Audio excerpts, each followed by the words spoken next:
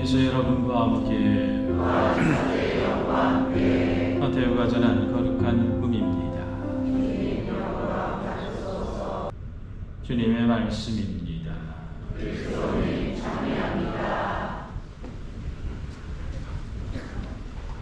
보소서 성령님.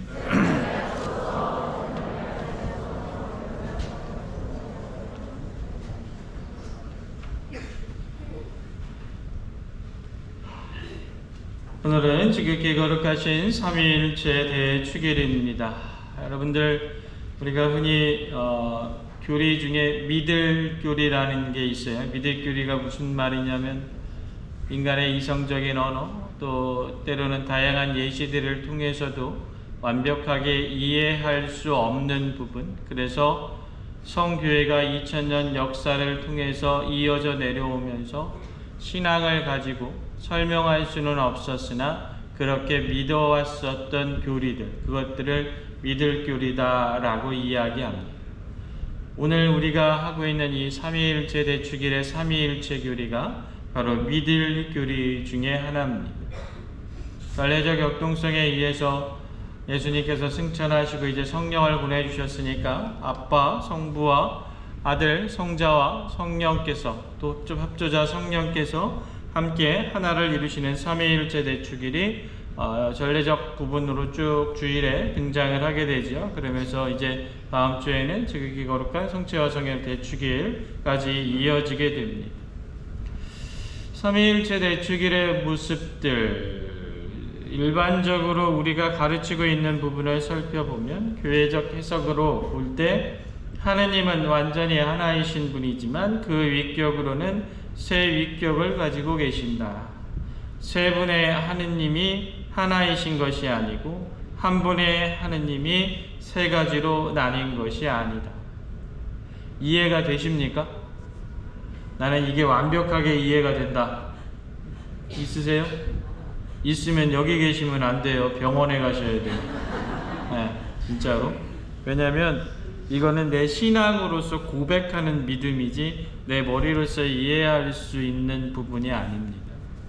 그래서 이 삼위일체의 신비에 대해서 이야기를 할 때 대단히 많은 교부들이 어떻게 이야기를 하냐면 실존적 차원 안에서의 삼위일체의 신비에 대해서 이야기를 합니다. 이레네우스 성인과 같은 분들은 모든 구원 역사는 성부로부터 유래하고 성자에 의해서 실현되며 성령에 의해서 충만히 성취됩니다. 성자와 성령은 성부이신 하느님의 두 손입니다. 라고 이야기합니다. 멋있죠? 안 멋있어요? 아우스팅 성인은 이렇게 해석합니다. 성부께서는 낳으시는 분이시고 성자께서는 나시는 분이시며 성령께서는 바라시는 분입니다. 더 멋있죠? 안 멋있어요? 성삼위에 대한 실존적 차원 안에서의 해석, 어떻게 보면 성삼위가 어떤 분이다 라고 머리로서 이해하려기보다는 성삼위께서 어떻게, 삼위일체 하느님께서 어떠한 방식으로 우리와 함께 하시는가를 알아보는 것이 삼위일체 대축일을 지내는 데 있어서 더 필요하지 않을까 생각해 봅니다. 삼위일체론의 가장 근간을 이루는 부분은 무엇일까 생각해 보면 아버지가 늘상 향하고 있었던 곳은 어디였냐면 인간이었습니다. 아들이 말 그대로 모든 것을 내어주면서 향하고 있었던 것도 인간이었고 성령께서 움직이시고 활동하시는 공간도 인간입니다. 결국 하나의 곳, 말 그대로 인간을 향해서 모든 것을 내어주시고 움직이시는 삼위일체 하느님은 과연 인간과 어떠한 것으로 엮여 있는가? 바로 사랑이라는 관점으로 엮여 있다라는 겁니다. 다시 말해서 삼위일체란 무엇이다? 사랑의 결정판이다 라는 겁니다. 그렇다면 내가 삼위일체 신앙을 고백한다, 사랑의 신앙을 고백하는 것과 다를 것이 없습니다. 다시 말해 삼위일체 신앙이 우리 가톨릭 신앙의 핵심으로서 우리가 늘상 기도할 때 성호경을 먼저 극구하듯이 그런 모습을 갖추는 것은 다시 이야기한다면 내 삶의 모든 것이 늘상 사랑 안에서 시작하고 마치겠다라는 의지의 표현이 아니겠는가. 우리 신앙의 핵심은 바로 사랑이 아니겠는가 생각해 볼 수 있습니다. 그렇다면 이 사랑의 관계성 안에서의 삼위일체적 부분에 대해서 한 번쯤 조금 더 생각해 볼 필요가 있습니다. 과연 삼위일체의 사랑이 우리에게 보여주고자 했던 것은 무엇이겠는가? 첫 번째 삼위일체의 사랑의 방법은 내어줌입니다. 아버지 성부께서 우리에게 약속하신 모든 것을 내어주셨고 마지막에는 당신의 아들까지 내어주십니다. 예수님은 당신의 아버지를 알려주실 뿐만 아니라 종국에는 당신의 몸을 내어주시면서 성체와 성혈의 모습으로 늘 우리와 함께 하십니다. 성령께서는 모든 것을 포기하여 성부와 성자의 뜻에 순명함으로써 우리에게 당신이 갖고 있는 모든 것을 주십니다. 그것을 우리는 성령 칠은이다 라고 이야기를 하기도 합니다. 이처럼 삼위일체 사랑 방법 중 하나는 바로 내어줌입니다. 우리가 이 내어줌의 의미에 대해서 보다 깊게 생각해 볼 필요가 있습니다. 간혹 가다가 어떤 자매님들 혹은 어떤 형제님들 오셔서 이야기를 하다 보면 가정 안에서 되게 힘들어하는 형제님, 자매님들을 만날 때가 있어요. 이야기를 쭉 하다 보면 여러 가지 불만 사항이 되게 많아요. 그래서 물어봐요. 왜 살아요, 그럼? 그랬더니 대부분 100이면 99.9가 애들 때문에 살아요. 이렇게 이야기해요.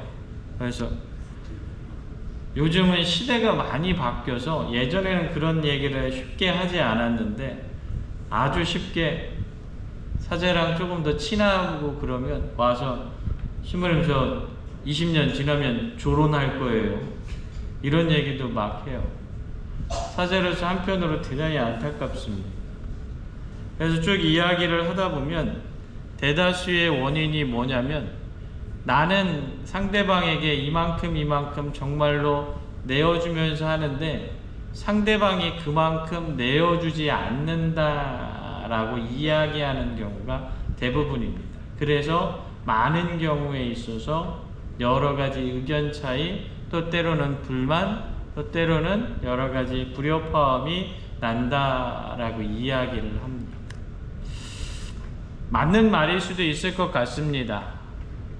서로 모르는 남녀가 모여서 한 가정을 이루었을 때 누군가 하나만이 내어놓는다면 그 가정은 오래가지 못하겠지요. 서로 간에 있는 것을 모두 내어줄 때 그 가정이 유지될 수 있을 겁니다. 그런데 조금 더 생각해 보면 과연 그가 다 내어놓았는지 다 내어놓지 않았는지를 내가 판단할 수 있을까?